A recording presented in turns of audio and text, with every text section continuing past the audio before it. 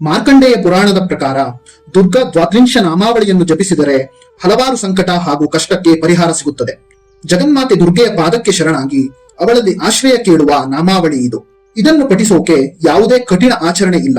ಕೇವಲ ಭಕ್ತಿ ತುಂಬಿದ ಮನಸ್ಸಿನಿಂದ ನಿಮ್ಮ ಕಷ್ಟಗಳನ್ನು ನೆನಪಿಸಿಕೊಂಡು ಪಠಿಸಬೇಕು. ದುರ್ಗಾ ದ್ವಾತ್ರಿಂಶ ನಾಮಾವಳಿ. 1. ದುರ್ಗಾ.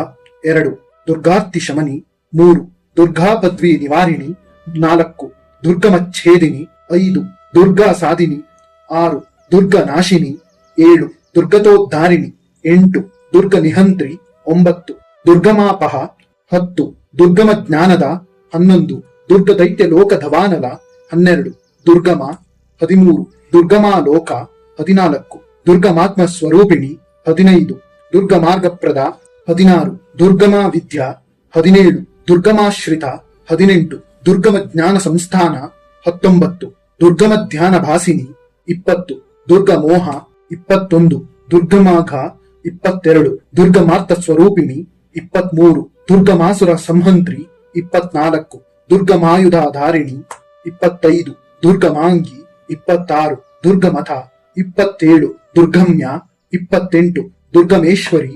29. ದುರ್ಗ ಭೀಮ. 30. ದುರ್ಗಭಾಮ. 31. ದುರ್ಗಭಾ. 32. ದುರ್ಗಧಾರಿಣಿ. ಧನ್ಯವಾದಗಳು.